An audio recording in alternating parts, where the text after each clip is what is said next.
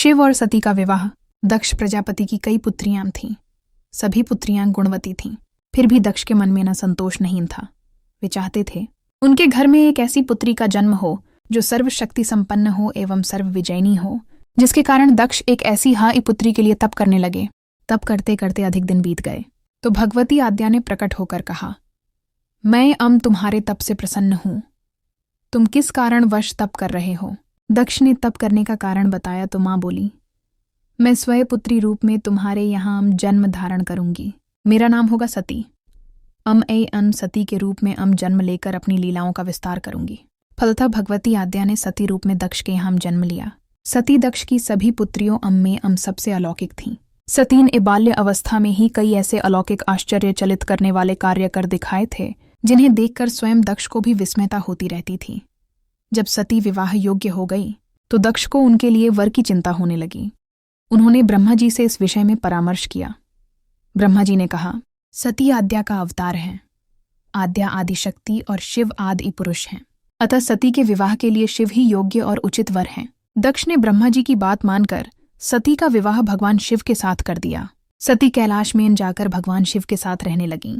भगवान शिव के दक्ष के दामाद थे, किंतु एक ऐसी घटना घटित हो गई जिसके कारण दक्ष के हृदय में भगवान शिव के प्रति बैर और विरोध भाव पैदा हो गया। एक बार देवलोक में ब्रह्मा ने धर्म के निरूपण के लिए एक सभा का आयोजन किया था। सभी बड़े बढ़ाए देवता सभा में एकत्र हो गए थे। भगवान शिव भी इस सभा में बैठे थे। सभा मंडल में दक्ष का आगमन हुआ।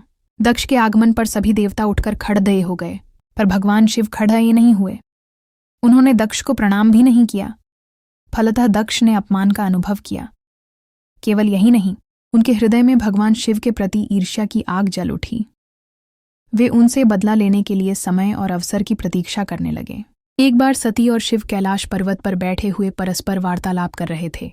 उसी समय आकाश मार्ग से कई विमान कणखल की ओर जाते हुए दिखाई पड़े।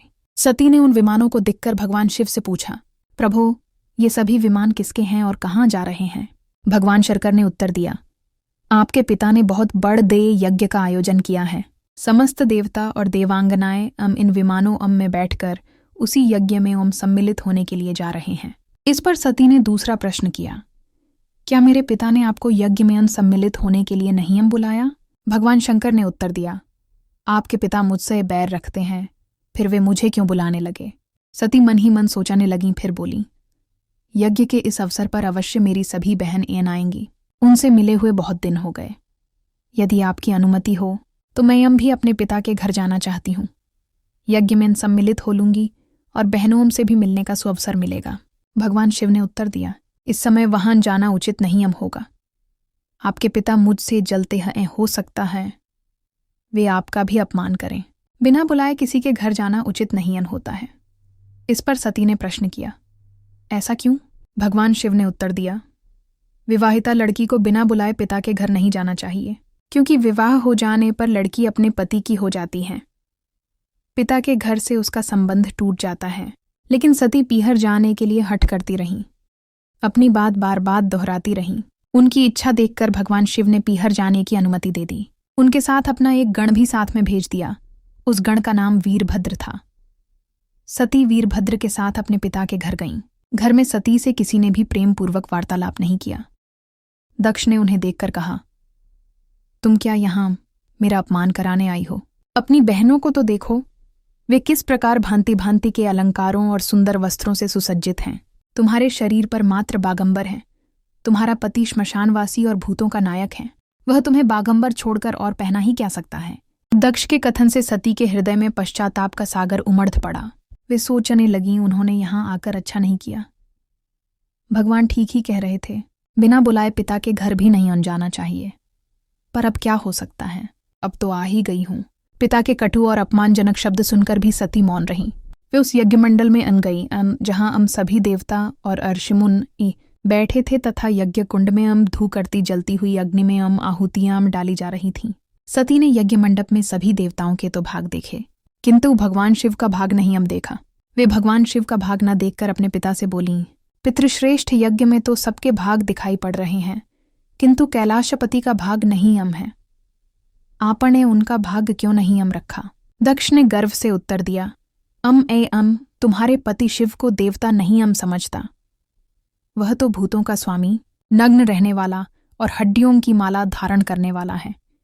वह देवताओं की पंक्ति में अन बैठने योग्य नहीं अम है। उसे कौन भाग देगा? सती के नेत्र लाल हो उठे, उनकी भौहें एकुटिल हो गईं।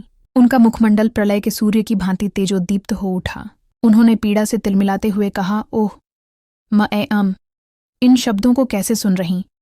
ऊअन मुँहे धिक्कार हैं। देवताओं, तुम्हें भी धिक्कार हैं।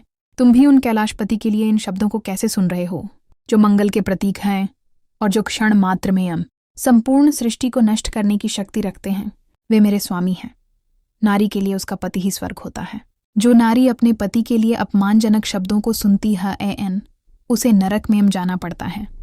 पृथ्वी सुनो, आकाश सुनो और देवताओं, तुमने भी सुनो, मेरे पिता ने मेरे स्वामी का अपमान किया है। अब एक क्षण भी जीवित रहना नहीं चाहती। सती अपने कथन को समाप्त करती हुई यज्ञ के कुंड में कूद पड़ी। जलती हुई आहुतियों के साथ उनका शरीर भी जलने लगा। यज्ञ मंडप में खलबली पैदा हो गई। हाहाकार मच गया। देवता उठकर खड़े हो गए। वीरभद्र क्रोध से कांप उठे। वे उछल उछलकर यज्ञ का विध्वंस करने लगे। यज्ञ मंडप में भगदड़ धमच गई। देवता और ऋषिमुनि भाग खड़े हुए। वीरभद्र ने देखते ही देखते दक्ष का मस्तक काटकर फेंक दिया। समाचार भगवान शिव के कानों में भी पड़ा। वे प्रचंड आंधी की भांति कणखल जा पहुंचे। सती के जले हुए शरीर को देखकर भगवान शिव ने अपने आप को भूल गए। सती के प्रेम और उनकी भक्ति ने शंकर के मन को व्याकुल कर दिया। उन शंकर के मन को व्याकुल कर दिया जिन्होंने काम पर भी विजय प्राप्त की थी और जो सारी सृष्टि को नष्ट करने की क्षमता रखते थे। वे सती के प्रेम में खो गए, बेसुध हो गए। भगवान शिव ने उन्मत्त की भांति सती के जले हुए शरीर को कंधे पर रख लिया।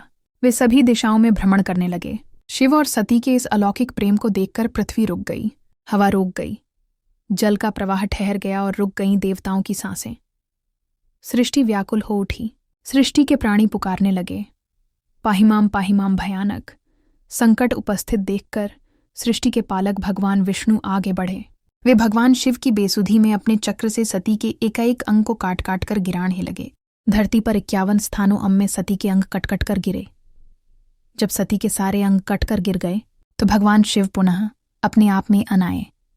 जब वे अपने आप में अनाए तो पुनः सृष्टि के सारे कार्य चलने लगे। धरती पर जिन 51 स्थानों में सती के अंग कट कट कर गिरे थे, वे ही स्थान आज शक्ति के पीठ स्थान माने जाते हैं। आज भी उन स्थानों में सती का पूजन होता है, उपासना होती है।